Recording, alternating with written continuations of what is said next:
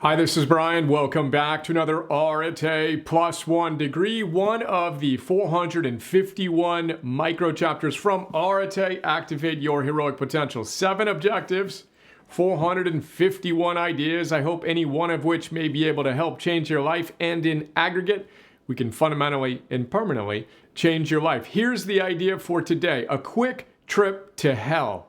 Wake up. This isn't a dress rehearsal. That last time-traveling reflection exercise was inspired by two of the world's leading positive psychologists. In her book, The How of Happiness, Sonia Lyubomirsky tells us that best selves exercises, like that one we just did, are some of the most robust ways to boost our hope and well-being.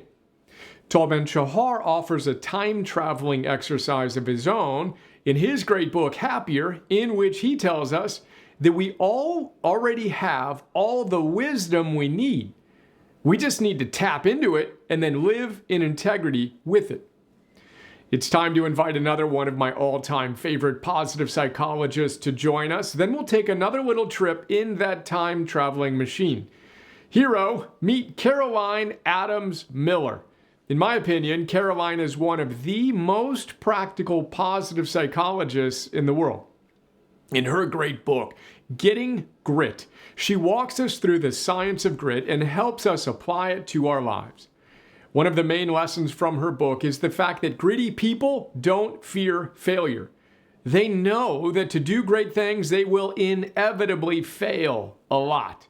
As she says, and I quote Caroline, they have to go outside their comfort zone over and over to get where they want, all the while with no guarantee of success. That doesn't stop them, though. They'd rather bet on themselves than accept a life in which they'll never know what might have been. Now, that last line about preferring to bet on themselves rather than accept a life in which they'll never know what they might have been reminds me of two things. First, I'm reminded of Sonia Lyubomirsky's wisdom on the science of regret. Short story, we have a weird ability to adapt to whatever hardships we face in our lives. So our failures don't actually wind up bothering us as much as we think they will. We're poor effective forecasters, as the behavioral economists like to say, but the stuff we never really went for, that has the potential to create a bunch of regret over the course of our lives, which is one of the reasons why people on their deathbeds don't regret their failures as much as they regret the risks they didn't take. All of which reminds me of this quote. Someone once told me the definition of hell: the last day you have on earth, the person you became will meet the person you could have become. Yikes. Now, with that in mind, it's time to take another trip in our time-traveling machine. This time, it's not going to be as pleasant. We're going to the very end of our lives. Take a deep breath, hold on tight, and we're there. We get out of our magical time-traveling machine and we see you on your deathbed.